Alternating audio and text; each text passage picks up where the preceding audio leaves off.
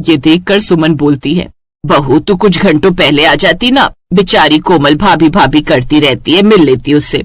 हाँ जी, वो माँ तो जाने नहीं दे रही थी, अब भी बड़ी मुश्किल से बोलकर आई हूँ कि जल्दी आऊंगी। कुछ दिन यूं ही शांति से गुजरते हैं। एक शाम सुमन कोमल से फोन पर बात कर रही थी। कोमल कॉल पर रीमा की आवाज सुनकर अपनी माँ से भाभी से बात करवाने को बोलती है। रीमा सुमन से फोन लेकर कोमल से बात करती है। हेलो ननद जी, कैसी हो, सब खैरियत? हाँ भाभी सब ठीक है, आप तो ईद का चांद हो गई हो, जब भी आती हो दिखती ही नहीं हो ससुराल में, इतना मायका जाना भी ठीक नहीं है भाभी। अच्छा, वैसे बात तो सही है, इतना मायके आना भी ठीक नहीं होता ननद जी। खैर अब तो आप नहीं आ रही, वो क्या है ना, एक हफ्ता निकल गया, इतना लंबा टाइम आप अपने ससुराल में रुकती नहीं है। अगर मैंने इनको बताया कि मैं कल आ रही हूँ तो फिर ये अपने मायके भाग जाएंगी किसी बहाने से। नहीं, अब की बार तो भाभी से सेवा करवा कर ही रहूंगी। भाभी मैं नहीं आने वाली अभी 1-2 महीने। अच्छा मैं रखती हूँ। कोमल कॉल रख देती है और उसकी बातें सुनकर रीमा को भी सुकून होता है कि वो अपने ससुराल में चैन से रह पाएगी। अगली सुबह रीमा जल्दी उठकर घर के काम निपटाकर नाश्ता बना लेती है। यार रीमा, तुम मायके मत जाया करो इतना, पता है तुम इस घर की रौनक हो, तुम्हारे न होने से मैं तुम्हें और तुम्हारे स्वादिष्ट खाने को बहुत याद करता हूँ। हाँ बहू, बात तो सही कह रहा है ये, मेरा भी तेरे बिना मन नहीं लगता। और कोमल तो आकर मुझसे ही काम करने को कहती है, तेरे होते तो मुझे एक दिन का भी इधर से उधर नहीं करना पड़ता, तू करने ही नहीं देती। माँ जी, माना हम दोनों की नोकझोंक बहुत होती है, लेकिन आप मेरी माँ हो।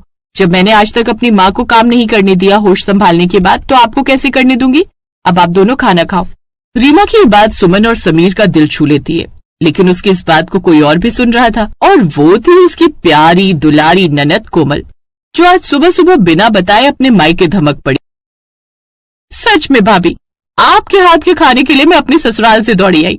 कोमल की आवाज सुनकर सभी उसकी ओर देखते हैं। रीमा के तो होश उड़ जाते हैं कि इस बार वो बिना बताए आने के कारण वो अपनी ननद के आने से पहले अपने मायके नहीं जा सकी। कोमल जल्दी से नाश्ते के लिए टेबल पर बैठ जाती है।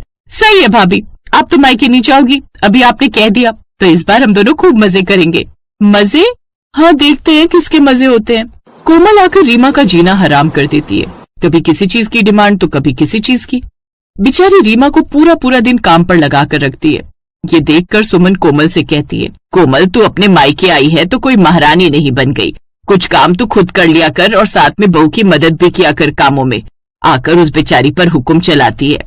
वाह माँ वाह, अरे वैसे तो भाभी मिलती ही नहीं है ससुराल में, उनकी ननद यहाँ होती है तो वो भी अपने मायके होती है, अपने मायके में भी वो मौज ही करती होंगी, तो मैं यहाँ क्यों नहीं? कोमल तू भी तो किसी की भाभी है, तेरी ननद तेरे साथ ऐसा करे तो अच्छा लगेगा क्या? उसी चुड़ैल से बचने के लिए तो मैं अपने मायके आती हूँ। माँ बस करो, तुम अपनी बहू की तरफदारी ना करो। रात को थकी हारी रीमा कमरे में